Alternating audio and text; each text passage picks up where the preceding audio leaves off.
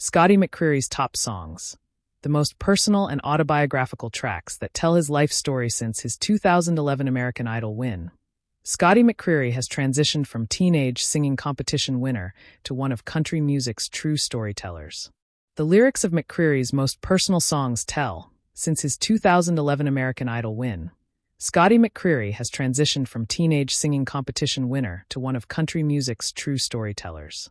The lyrics of McCreery's most personal songs tell stories of love, loss, growing up, and fatherhood, with McCreery welcoming fans behind the scenes of these life-changing moments.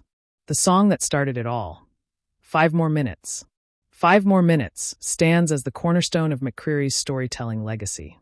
He wrote the song in January 2015 with Frank Rogers and Monty Criswell, just 2 weeks after the death of his paternal grandfather. When McCreery performed the song at the Grand Ole Opry in June 2016, it earned a standing ovation and quickly surpassed 2 million YouTube views.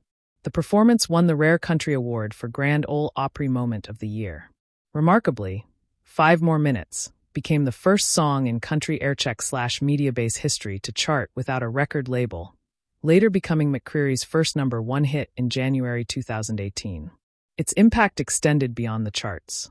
The track is certified triple platinum by the Recording Industry Association of America and recognized by Broadcast Music Incorporated as a top 50 country song of the year. It's even inspired 2 Hallmark holiday movies. Finding his identity.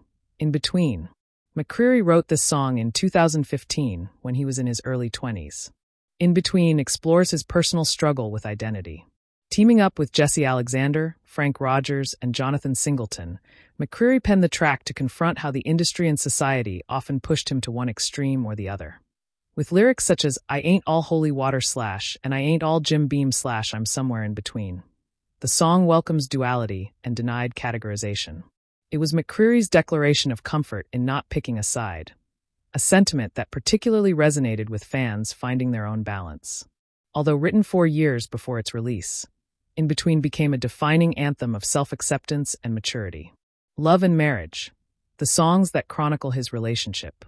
McCreery's love story with his wife, Gabi Dougal, is its own country fairy tale, one he's chronicled through a series of heartfelt songs.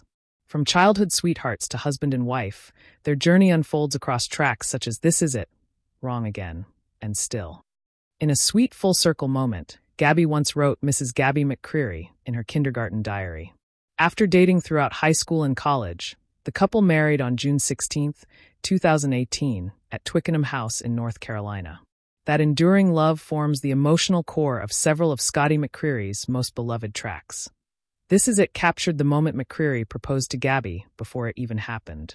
It was written with Frank Rogers and Aaron Eshuis just 2 weeks before he proposed in September 2017. The song shows his point of view. His lyrics, "Now you're walking down the aisle / and I can't help but smile," capture the emotional importance of the occasion. The song became a fan favorite quickly. It topped the country airplay chart and earned a platinum certification. Unexpected Love. Wrong Again, one of the standout tracks on the Seasons Change album, reflects on the early days of McCreery's romance with Gabi. Co-written with Frank Rogers and Philip White, the song tells the story of initial doubts evolving into lasting love.